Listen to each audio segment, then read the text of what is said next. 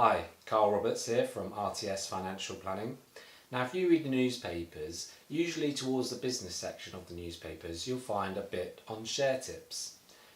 Now this is where the newspaper is basically giving you a heads up on different shares to invest in that they think is going to give you a good return at the end of the year.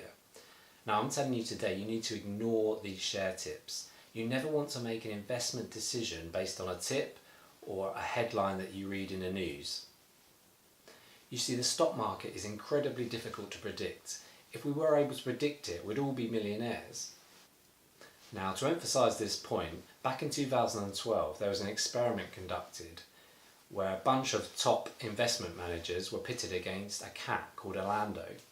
Now in this experiment, the investment managers and Orlando had to pick various shares to invest in that they thought would provide a brilliant return at the end of the year.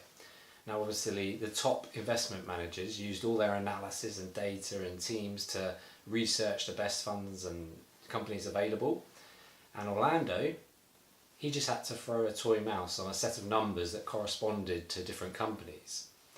So at the end of the year, who do you think won this bet? Yep, you're right, it was Orlando the cat. He outperformed the top investment fund managers, proving that it's incredibly difficult to predict the market.